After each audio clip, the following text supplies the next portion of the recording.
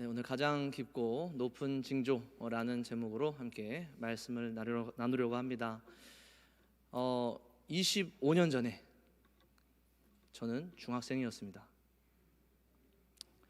놀라신 거죠? 25년 전에 저는 중학생이었는데 그때 한 가지 고민이 있었습니다. 그 고민이 뭐였냐면, 나는 왜 인기가 없을까? 이것도 놀라시는 거죠? 조현영 목사님 왜 인기가 없었을까? 어쨌든 그때 참 큰 고민이었어요. 그래서 깊이 고민해서 한 가지 해결책이 뭘까 생각해봤는데, 내가 안경을 쓰고 있어서 인기가 없나 보다 라는 생각을 했습니다. 별로 동의하지 않으시는데 괜찮지 않습니까? 그래서 근데 진짜 그때는 진지했어요. 진짜 진지해서 한 번은 중학생 때 교회에서 이렇게 기도원에 가서 이제 막 몇 시간 동안 기도원에 가서 막 기도하고 부흥 집회하고 막 그런 때를 저는 저희 때는 중학생들도 그렇게 다녔었거든요. 그래서 가서 막 기도하는데 그래, 정말 그때는 이제 막 고민이 많았어요. 하나님이 정말 계실까 안 계실까 막 고민이 많았는데, 그래서 이렇게 기도를 했어요. 그래, 정말 하나님이 계시다면, 하나님 정말 계시다면 지금 제 기도를 좀 들어주세요. 제가 지금도 딱 기도를 시작해서 이제 집회가 끝나고 거의 한 1시간, 2시간 그렇게 집회를 하는데, 내가 단 한 번도 눈을 뜨지 않고 2시간 동안 열심히 기도해서 눈을 딱 뜨는 순간에 시력이 좋아지게 해주세요. 그럼 내가 진짜 하나님이 계신 줄을 믿겠습니다 라는 생각을 가지고 진짜 진지하게 기도를 했어요. 그래서 막 1시간, 2시간, 뭐 몇 시간 했는지 모르겠지만 기도가 끝날 때쯤에 이제 때가 됐다, 뭔가 보이는 듯해요. 그래서 살짝 눈을 떠봤는데 희미하게 잘 안 보이는 거죠. 그래, 다 뜨면 보이겠지. 눈을 딱 떴는데 어떻게 됐을까요? 눈이 안 좋아졌어요. 그래서 여전히 안경을 끼고 있는데 들으시니까 어때요? 참 왜 저런 기도를 했을까 싶죠? 그죠? 왜 저런 기도를 했을까? 하나님 앞에 뭔가 하나님의 계심을 믿고 안 믿고를 가지고 하나님을 시험하는 어떤 징조를 구하는, 특별한 경험을 구하는, 내게 정말 이런 특별한 경험 혹은 이런 응답, 이런 음성, 혹은 희미하게라도 하나님의, 예수님의 어떤 모습을 눈을 감고 있는데 보여주시면 제가 예수님을 정말 믿겠습니다 라는 식의 기도는 참 어리석은 기도죠. 우리가 다 알고 있죠. 그런 기도 참 얼마나 어리석은가. 그래서 우리는 어떤 하나님의 징조나 응답 자체를 구하는 것 자체가 참 그건 어리석다, 옳지 않다라고 생각할 때도 참 많은 것 같습니다. 그런데 오늘 말씀을 보면 이 아하스라는 왕은 그런 면에서 보면 참 믿음이 있는 것 같아요. 그죠?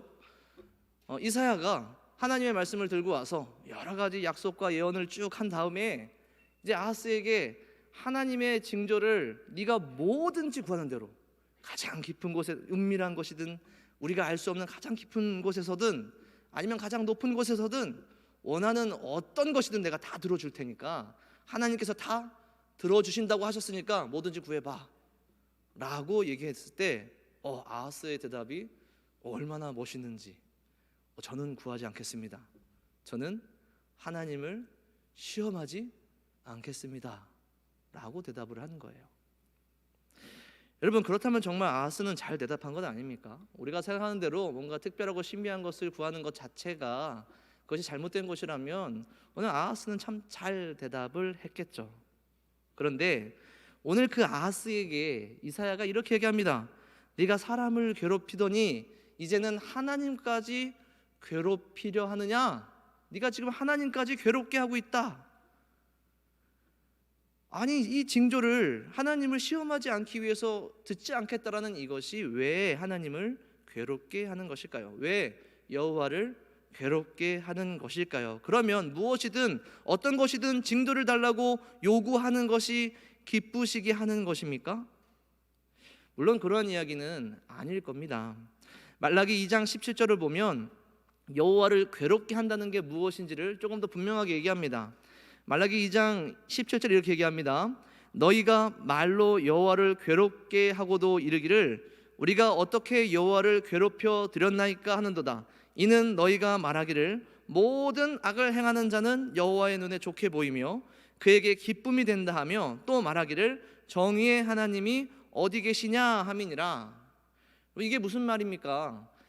그 당시에 하나님을 떠난 이스라엘 백성들이 이렇게 얘기했다는 것이죠. 아니, 세상을 보니까 악한 사람들이 더 잘 사는데요, 하나님을 믿지 않고 우상 숭배하는 사람들이 더 성공하고 저 나라들이 더 크게 부흥하는데요, 그게 더 하나님이 기뻐하신 건가 봐요.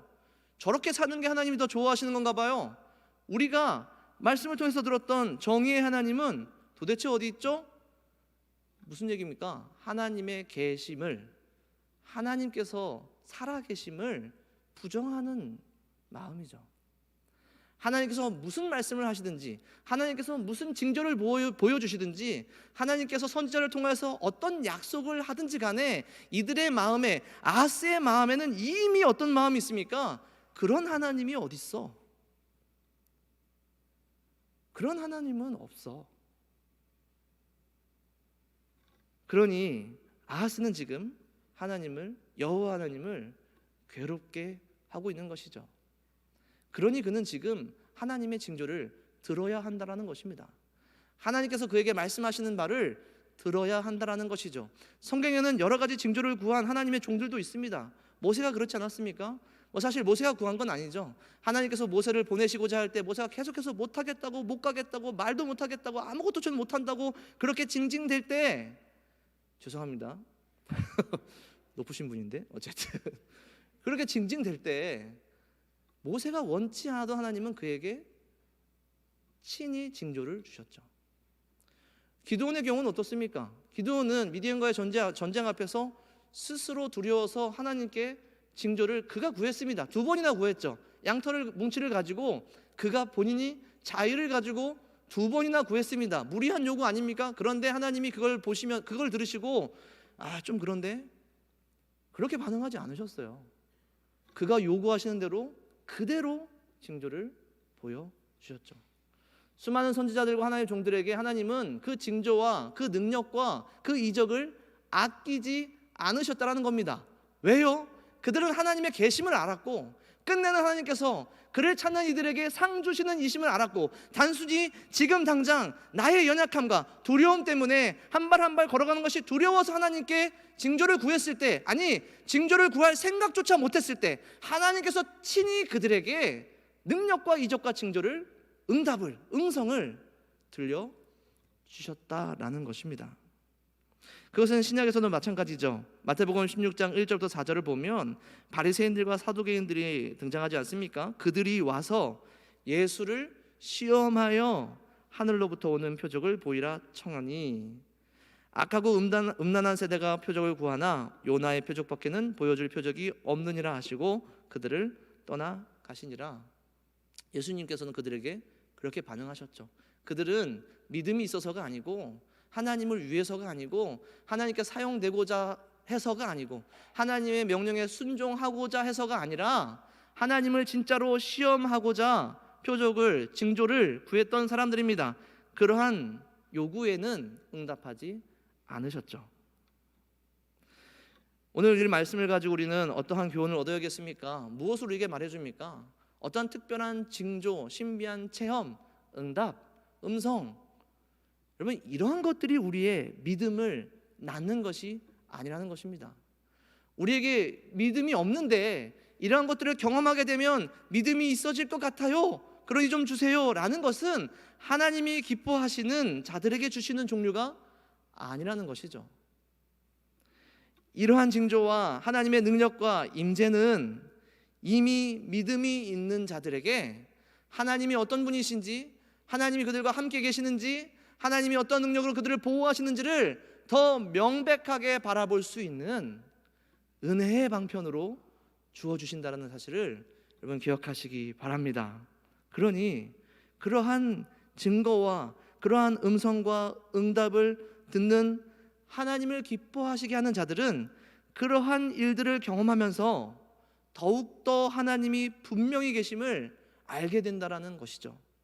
오늘 이스라엘 백성들은 그렇지 않겠습니까? 오늘 이 유다 백성들 가운데에 여호와를 기쁘시게 하는 자들이 남아 있었다면 오늘 하나님께서 그들에게 허락하시는 이 징조를 통해 그들은 하나님의 계심을 더 분명히 알았을 것입니다. 그래서 결국에 하나님께서 그들에게 약속하신 궁극적인, 아직 그들이 보지 못했지만, 아직 그들이 경험하지 못했지만 그들에게 주시겠다라고 약속하신 그 궁극적인 회복, 새하늘과 새 땅. 그래서 진짜 처음에 에덴에서 하나님과 하나님의 백성들이 마주했던 것처럼 마지막 때에 정말 우리와 함께 계시는 하나님이 우리에게 약속하신 그때가 올 것이다를 이미 받은 줄로 믿게 되어지고, 더 그러한 믿음이 강하여지며 그것을 증거 삼아 살아가는 자들이 되었을 것이라는 것이죠.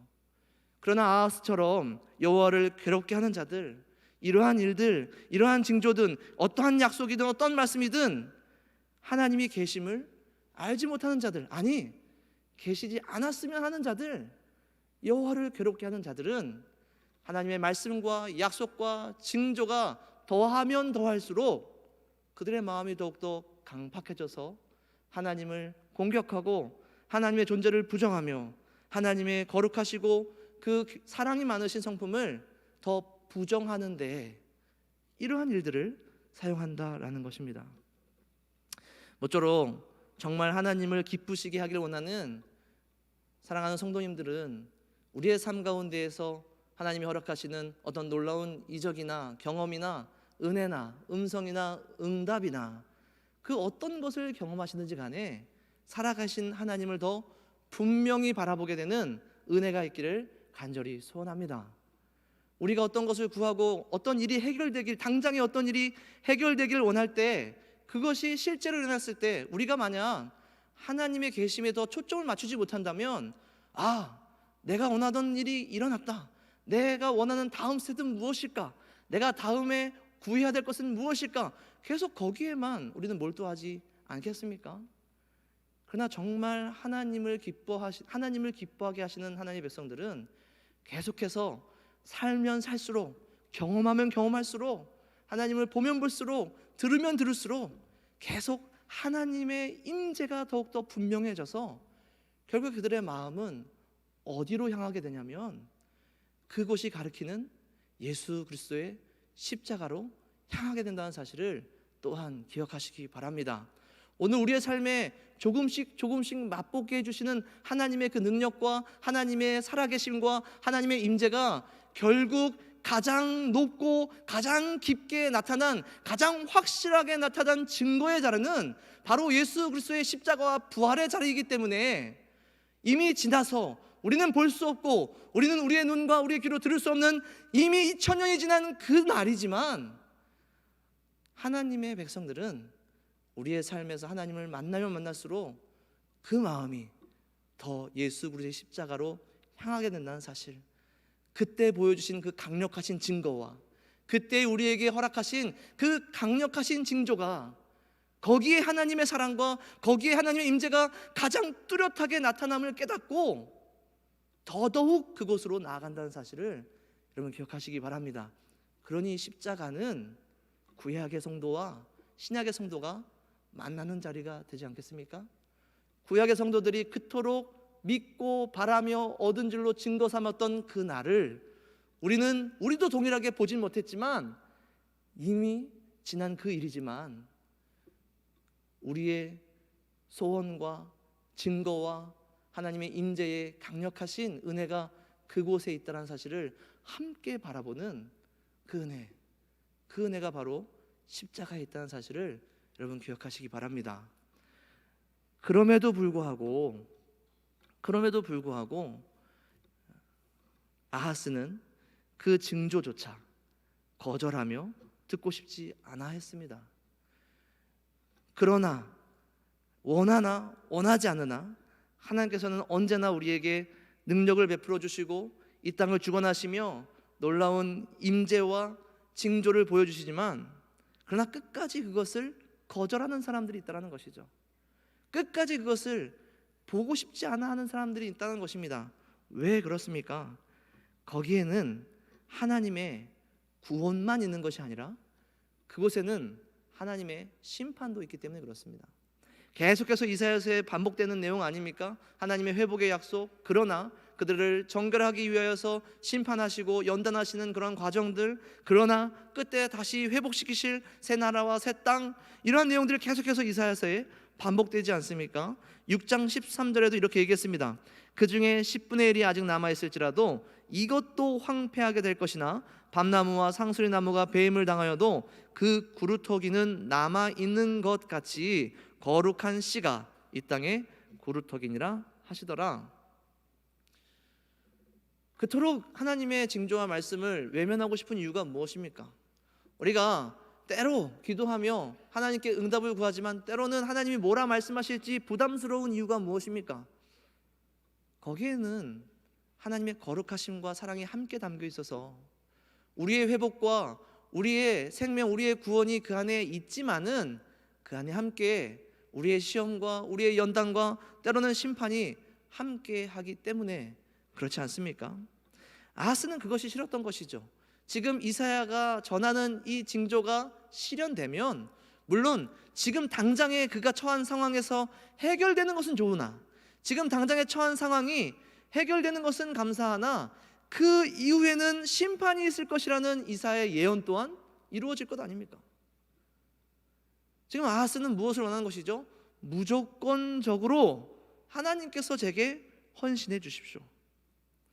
무조건적으로 하나님께서 내게 구원을 허락해 주십시오. 내게 심판이든 연단이든 시험이든 이런 거 없이 그냥 제가 지금 당장에 원하는 완전한 회복을 지금 당장 우리에게 주십시오 라는 것이 아하스의 마음이었다라는 것입니다. 그러나 오늘 그에게, 그가 듣기 싫어했지만 그러나 하나님께서는 친히 여전히 그에게 이 말씀을 선포하시죠. 보라, 처녀가 잉태하여 아들을 낳을 것이니 그 이름을 임마누엘이라 하라. 임마누엘이라는 것은 무엇입니까? 이 일이 일어나고 이 일이 발생하여서 분명 하나님께서 우리와 함께 하신다는 사실을 너희들은 알아야 할 것이다 라고 말씀하시는 것이죠. 그런데 그 이후에 이사야에게 하나님께서 이 예언의, 이 징조의 참뜻을 더더욱 깊이 설명해 주십니다. 이사야 8장 1절부터 4절에 이렇게 이야기합니다. 여호와께서 내게 이르시되 너는 큰 서판을 가지고 그 위에 통역 문자로 마헬살랄 하스바스라 쓰라.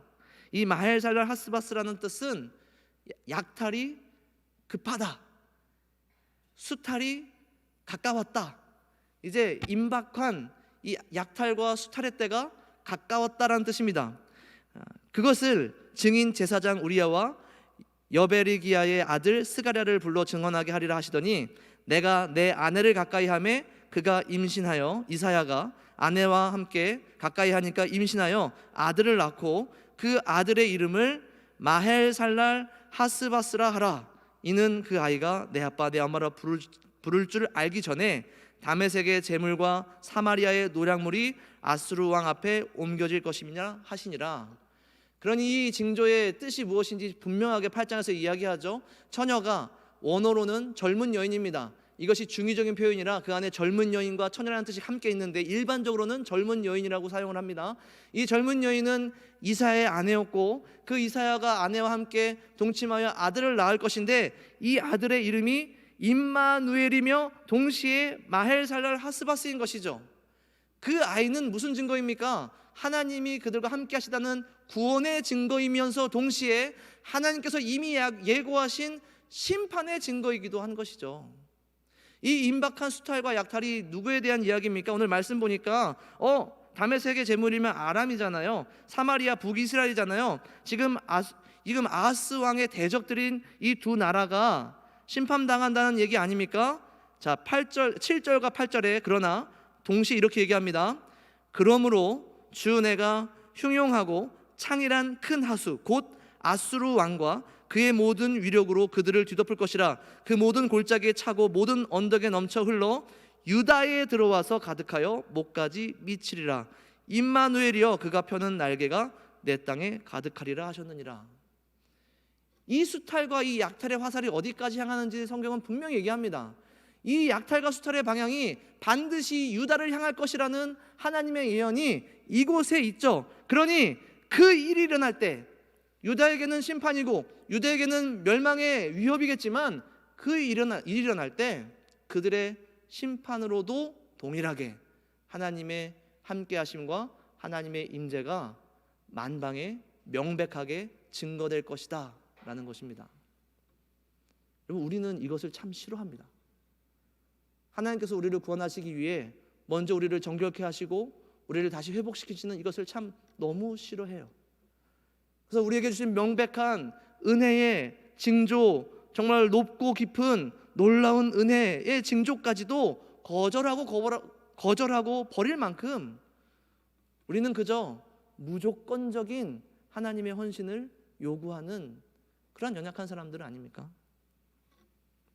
그러나 하나님께서는 우리가 원하든 원하지 않든, 아하스가 원했던 원하지 않았던, 유다 백성들이 깨달았던 깨닫지 못했던 이 징조를 친히 선포하였을 뿐만 아니라 말씀하신 대로 그 당장에 그들을 구원하셨고, 그러나 말씀하신 대로 그 이후에 그들을 아수르의 회초리와 바벨론의 몽둥이로 심판하셨습니다.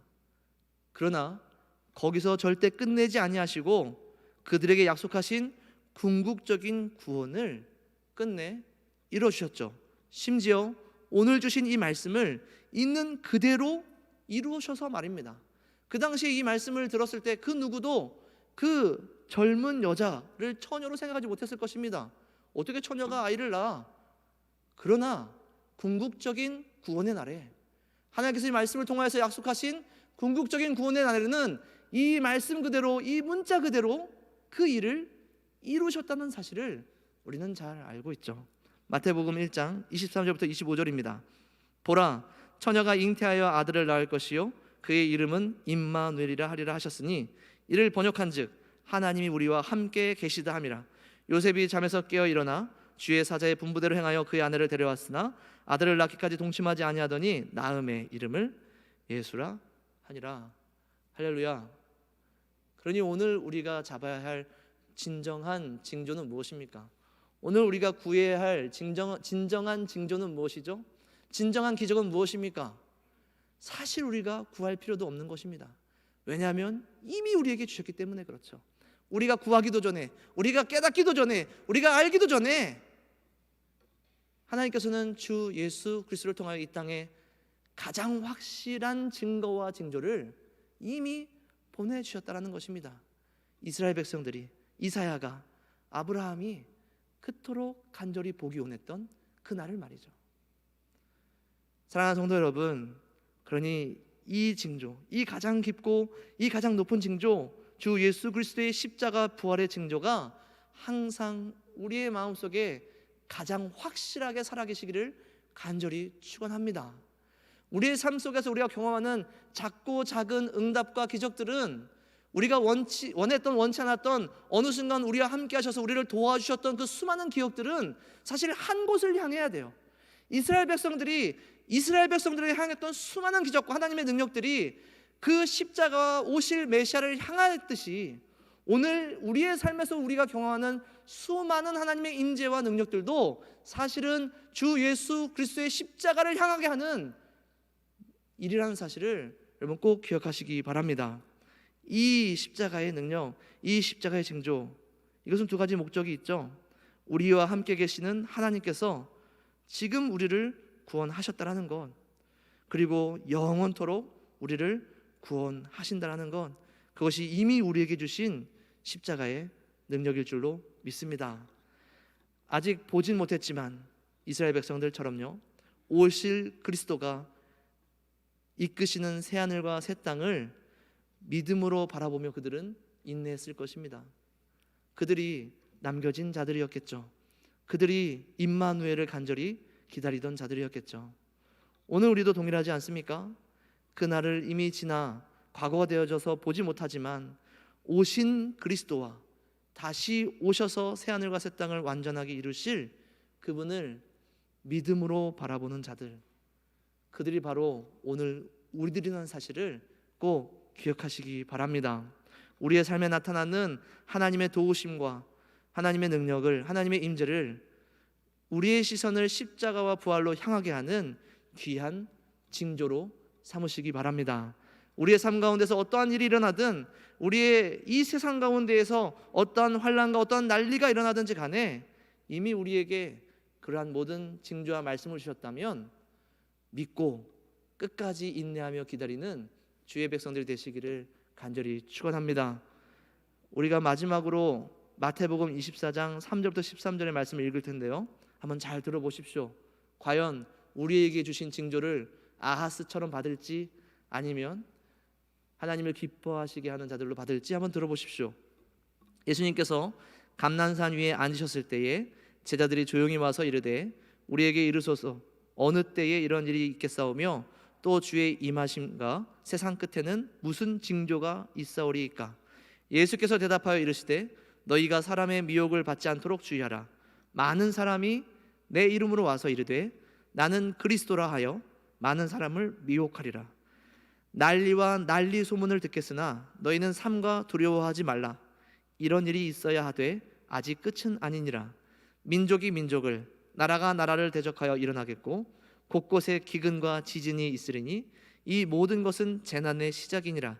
그때의 사람들이 너희를 환난에 넘겨주겠으며 너희를 죽이리니 너희가 내 이름 때문에 모든 민족에게 미움을 받으리라. 그때 많은 사람이 실족하게 되어 서로 잡아주고 서로 미워하겠으며 거짓 선지자가 많이 일어나 많은 사람을 미혹하겠으며 불법이 성함으로 많은 사람의 사랑이 식어지리라.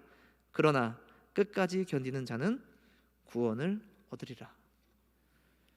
너무나도 분명히 얘기하지 않으셨습니까? 예수님께서 너무나도 분명히 징조를 말씀하지 않으셨어요? 아하스가 생각했던 것처럼 너무나도 당연한 일일 수 있어요. 그럴 수 있지 않아? 세상 살다 보면 젊은 여인이 아이를 낳는 게 그게 무슨 큰일이야? 저 두 나라가 내가 아수르에게 도움을 청해서 아수르의 도움으로 저 나라가 패배하는 게 그게 무슨 신기한 일이야? 이 세상에 전쟁이 일어나는 것, 이 세상에 수많은 질병이 일어나는 것, 이 세상에 수많은 지진과 기근으로 모든 사람들에게 흉흉한 소문이 도는 것, 수많은 이단들과 수많은 거짓 선지자들 때문에 고통당하는 것, 있을 수 있는 일 아니야? 누군가는 그렇게 생각할 수 있겠죠. 그러나 오늘 우리는 이 시대를 바라보며 이 징조 가운데에 하나님의 살아계심과 하나님의 임재를 더욱더 분명히 깨달을 수 있을 줄로 믿습니다. 과연 하나님이 살아계시는구나, 과연 하나님께서 이루시는구나, 과연 하나님께서 이 모든 역사를 주관하시는구나, 그 모든 믿음을 다시 예수 그리스도의 십자가와 부활에서 찾으며 끝까지 인내하고 하나님 앞에 서서 하나님을 기쁘시게 하는 주의 백성들 되시기를 간절히 축원합니다. 우리 함께 찬양하고 기도하도록 하겠습니다.